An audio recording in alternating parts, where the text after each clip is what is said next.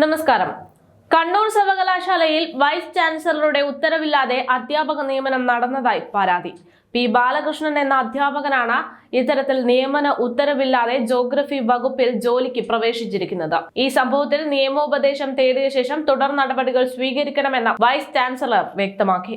മുൻ vice chancellor doctor Gopinath Raveendran supreme കോടതി വിധിയിലൂടെ പുറത്തായ ദിവസമാണ് ഇദ്ദേഹത്തെ ജോലിക്കായുള്ള അഭിമുഖം നടത്തിയത് എന്നും അതിന്റെ ഭാഗമായാണ് ബാലകൃഷ്ണനെ തിരഞ്ഞെടുത്തതെന്നുമാണ് അധികൃതർ ഇപ്പോൾ പറയുന്നത്. തുടർന്ന് സിൻഡിക്കേറ്റ് തീരുമാനം അംഗീകരിച്ചതോടെ കഴിഞ്ഞ ഡിസംബർ 24-ന് ബാലകൃഷ്ണൻ എന്ന അധ്യാപകന് ജോലിയിൽ പ്രവേശിക്കാൻ അനുമതി നൽകുകയായിരുന്നുവെന്നും വിവരങ്ങൾ പുറത്തുവന്നു. എന്നാൽ വിവരാവകാശ നിയമപ്രകാരം നിയമന ഉത്തരവിന്റെ പകർപ്പ് ആവശ്യപ്പെട്ടപ്പോൾ അങ്ങനെ ഒരു ഉത്തരവ് ഇറക്കിയിട്ടില്ല എന്ന് സർവകലാശാല വ്യക്തമാക്കിയതാണ് സംഭവം വിവാദമാകാൻ കാരണം. നിയമനം നടന്ന കുറച്ച് ദിവസങ്ങൾക്ക് ശേഷം ഇത് സംബന്ധിച്ച ഫയൽ പുതിയ VC ഡോക്ടർ ബിജോയ് നന്ദന്റെ മുന്നിലെത്തിയിരുന്നു. ആശയക്കുഴപ്പം നിലനിൽക്കുന്നതിനാൽ നിയമോപദേശം തേടിയ ശേഷം തുടർ നടപടി സ്വീകരിക്കണം എന്ന് വൈസ് ചാൻസലർ വ്യക്തമാക്കി.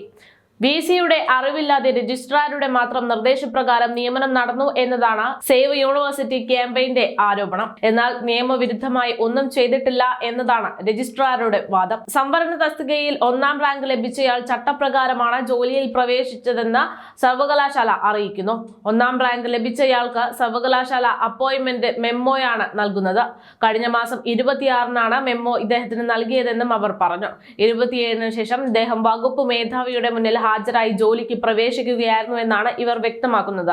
ഉദ്യോഗാർത്ഥി ജോലിക്ക് ചേർന്ന് 2-3 മാസങ്ങൾക്ക് ശേഷമാണ് VCയുടെ അപ്പോയിന്റ്മെന്റ് ഓർഡർ നൽകുന്നത് എന്നും വകുപ്പ് തലവന്റെ ജോയിനിങ് റിപ്പോർട്ടിന്റെ അടിസ്ഥാനമാക്കിയാണ് നടപടിയെന്നും അവർ പറഞ്ഞു. ജോലിക്ക് ചേരുന്ന സമയത്ത് ഇദ്ദേഹത്തിന്റെ നിയമ വിഷയത്തിൽ കേസൊന്നും ഉണ്ടായിരുന്നില്ല എന്നും സർവകലാശാല അറിയിച്ചു. അതേസമയം സർക്കാർ ഗവർണർ പോര് രൂക്ഷമായിക്കൊണ്ടിരിക്കെ VC നിയമനത്തിൽ നിർണായകമായ നീക്കവുമായി കേരള സർവകലാശാല കുറച്ച് ദിവസങ്ങൾക്ക് മുമ്പ് നിർണായക നീക്കം നടത്തിയിരുന്നു. ഇതിന്റെ ഭാഗമായിട്ടാണ് സെർച്ച് കമ്മിറ്റിയിലേക്ക് ചാൻസലർ ആവശ്യപ്പെട്ട പ്രതിനിധിയെ നൽകാൻ വൈസ് ചാൻസലർ പ്രത്യേക സെനറ്റ് യോഗം വിളിച്ചു ചേർത്തത്. ചാൻസലറുടെ അന്ത്യശാസനത്തിന് പിന്നാലെയാണ് കേരള യൂണിവേഴ്സിറ്റി പ്രതിനിധിയെ കണ്ടെത്താനുള്ള വൈസ് ചാൻസലറുടെ നീക്കം തന്നെ നടന്നത്. നോമിനിയെ നൽകുന്ന കാര്യം ചർച്ച ചെയ്യാൻ ഈ മാസം 16-ന് പ്രത്യേക യോഗം വിളിച്ചു ചേർക്കും. ഇത് സംബന്ധിച്ച അറിയിപ്പ് പുറപ്പെടുവിക്കാൻ VC മോഹനൻ കുന്നുമ്മൽ രജിസ്ട്രാർക്ക് നിർദ്ദേശം നൽകിയിട്ടുമുണ്ട്. ഇത് പ്രകാരം 106 അംഗങ്ങൾക്കും രജിസ്ട്രാർ രേഖാമൂലം അറിയിപ്പ് നൽകുമെന്നാണ് വിവരം. സർവകലാശാല ബില്ലുകളിൽ തീരുമാനമാകാത്ത പശ്ചാത്തലത്തിൽ VC നിയമനത്തിന് നടപടികൾ വേണ്ടതില്ല എന്നതായിരുന്നു CPMന്റെ തീരുമാനം.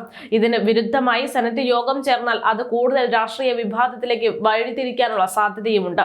ഇത്തരത്തിൽ വലിയൊരു പ്രശ്നം നിലനിൽക്കവെയാണ് ഇപ്പോൾ കണ്ണൂർ സർവകലാശാലയിൽ വൈസ് ചാൻസലറുടെ ഉത്തരവില്ലാതെ അധ്യാപക നിയമനം നടന്നതായി ഒരു പരാതി ഉയരുന്നത്.